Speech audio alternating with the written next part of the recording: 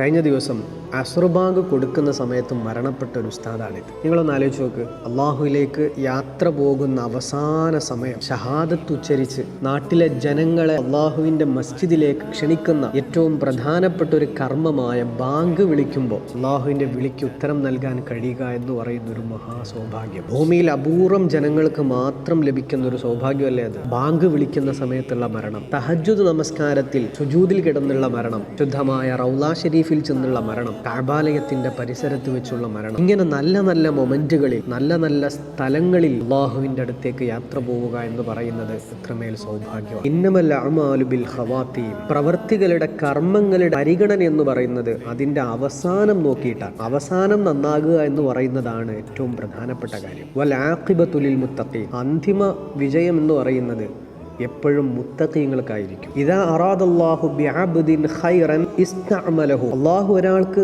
നന്മ ഉദ്ദേശിക്കുകയാണെങ്കിൽ അവന് നല്ല കാര്യങ്ങളിൽ അവൻ ഉപയോഗിക്കും. സഹാബത്ത് ചോദിച്ചു എങ്ങനെ ഉപയോഗിക്കും? അപ്പോൾ അല്ലാഹുവിന്റെ ഹബീബ് കൊടുത്ത മറുപടി യുവഫ്ഫിഖുഹു ലിഅമലിൻ സ്വാലിഹിൻ ഖബ്ല മൗതി സുമ്മ യഖ്ബിലുഹു അലൈഹി, മരിക്കുന്നതിന് മുമ്പ് അവന് നല്ലൊരു കർമ്മത്തിൽ ഏർപ്പെടാൻ അല്ലാഹു അവസരം നൽകുകയും അതേ അവസ്ഥയിൽ അല്ലാഹു അവനെ മരിപ്പിക്കുകയും ചെയ്യുമെന്ന്. അല്ലാഹു സുബ്ഹാനഹു വ തആല നമ്മുടെയൊക്കെ അവസാനം ഏറ്റവും ഖൈറിലും സന്തോഷത്തിലും ഒക്കെ ആക്കി തരട്ടെ.